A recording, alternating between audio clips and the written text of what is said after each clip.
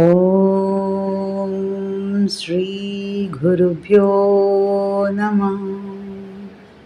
സമസ്തലോകാ സുഖിനോ ഭവന്തു.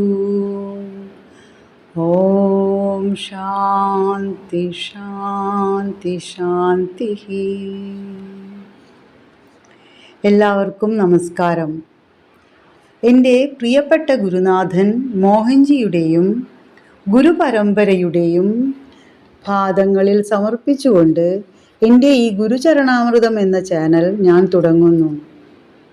ഗുരുവിൻ്റെ വചനങ്ങൾ ഭക്തന്മാരിലേക്ക് എത്തിക്കുക എന്ന ഏക ലക്ഷ്യത്തോടെ തുടങ്ങിയതാണ് ഈ ചാനൽ.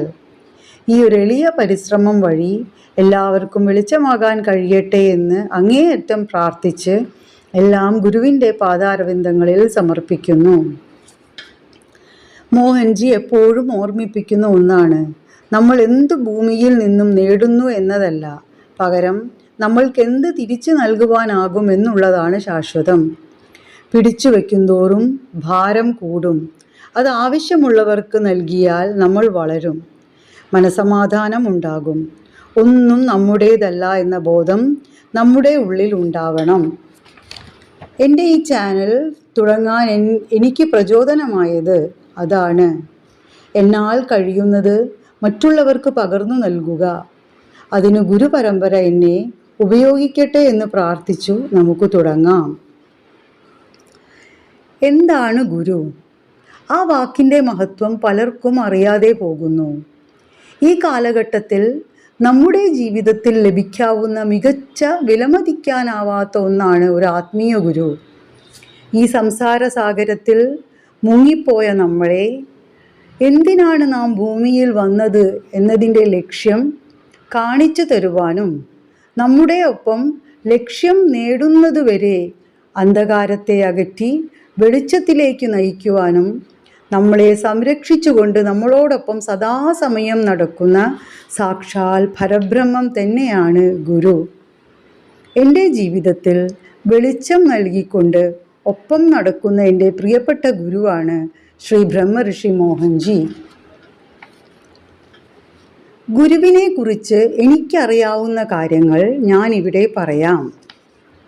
ആഗോളതലത്തിൽ അറിയപ്പെടുന്ന മനുഷ്യസ്നേഹിയായ ആത്മീയ ഗുരുവാണ് മോഹൻജി. മനുഷ്യരിൽ സ്വാർത്ഥതയ്ക്ക് പകരം നിസ്വാർത്ഥത വളർത്തുക എന്നതാണ് അദ്ദേഹത്തിൻ്റെ പ്രധാന ലക്ഷ്യം.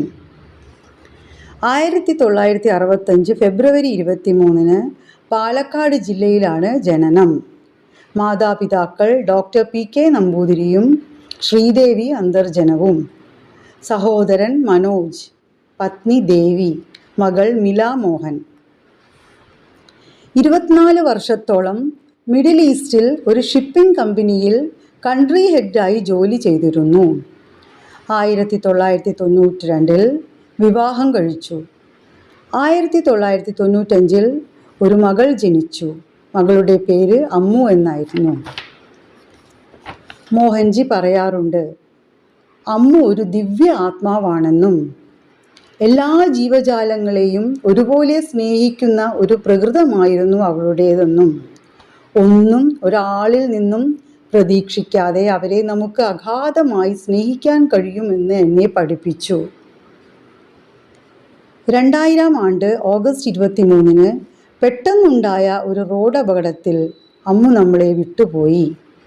അമ്മുവിൻ്റെ വിയോഗം മോഹൻജിയിൽ വലിയൊരു ശൂന്യത ഉണ്ടാക്കി. തുടർന്ന് അദ്ദേഹത്തിന് ജീവിതത്തിൽ പല പ്രതിസന്ധികൾ നേരിടേണ്ടി വന്നു. അതുവരെ അദ്ദേഹത്തിൻ്റെ കൂടെ ഉണ്ടായിരുന്നവർ എല്ലാം നഷ്ടപ്പെട്ടപ്പോൾ അദ്ദേഹത്തിനെ അക്ഷരാർത്ഥത്തിൽ ഒറ്റപ്പെടുത്തി.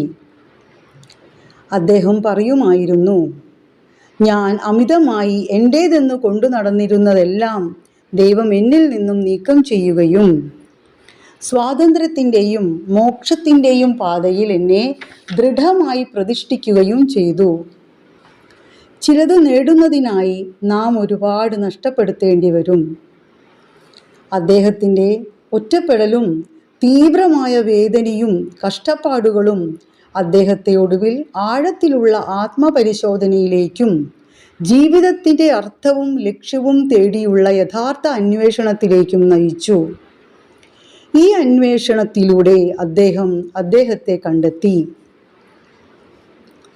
നിരവധി സമകാലിക ഗുരുക്കന്മാർ മോഹൻജിക്ക് ആദരവോടുകൂടി ഒരുപാട് പദവികൾ നൽകിയിട്ടുണ്ട്. ശ്രീ വിഠലാനന്ദ സരസ്വതി രാജയോഗി പട്ടം നൽകി അദ്ദേഹത്തെ ആദരിച്ചു. ത്യാഗാനന്ദ സ്വാമി വിശ്വകല്യാണ ഭാരതി എന്ന പട്ടം നൽകി ആദരിച്ചു. വിശ്വകല്യാണ ഭാരതി എന്നാൽ പ്രപഞ്ചത്തിൻ്റെ ഉന്നതിക്ക് വേണ്ടി സദാ പ്രവർത്തിക്കുന്നു എന്നർത്ഥം. അവധൂത നാഥാനന്ദ ബ്രഹ്മർഷി പട്ടം നൽകി അദ്ദേഹത്തെ ആദരിച്ചു. ബ്രഹ്മർഷി എന്നാൽ ഋഷിമാരിൽ ഏറ്റവും ഉയർന്ന പദവി. സാക്ഷാൽ അഗസ്ത്യമുനി അവധൂത ദേവി അമ്മയിലൂടെ ജഗത് മിത്രം എന്നും പിന്നീട് വിശ്വമിത്രം എന്ന പദവിയും നൽകി ആദരിച്ചു. മോഹൻജി തന്നെ വിശേഷിപ്പിക്കുന്നത് ലോകത്തിൻ്റെ സുഹൃത്ത് എന്നാണ്. കഴിഞ്ഞ കാലത്തെ ഭീമമായ വളർച്ചയ്ക്കും ആഗോള സാന്നിധ്യത്തിനു ശേഷവും അദ്ദേഹം വളരെ ലളിതവും വിനീതവുമായ ജീവിതമാണ് നയിക്കുന്നത്. കരുണയും ദയയും ആയുധമാക്കി നിരുപാധികമായ സേവനവും നിസ്വാർത്ഥതയിലേക്കുള്ള മനുഷ്യൻ്റെ പരിണാമത്തിനായി അദ്ദേഹം സദാ പ്രവർത്തിക്കുന്നു. മോഹൻജിയുടെ പാത എന്നത് ആത്മാവിനെ പരമാത്മാവുമായി ബന്ധിപ്പിക്കുന്ന രാജയോഗ പാതയാണ്. ഇത് പ്രധാനമായും സ്വയം അംഗീകരിക്കുക, ആന്തരിക നിശബ്ദത, ശരീരം, ആത്മാവ്, മനസ്സ് എന്നിവയുടെ യോജിപ്പിക്കലിൽ ശ്രദ്ധ കേന്ദ്രീകരിക്കുക എന്നതാണ്. അഹംബോധത്തെ മറികടന്ന് ഉന്നത ബോധത്തിലേക്കെത്താൻ രാജയോഗ നമ്മെ സഹായിക്കുന്നു.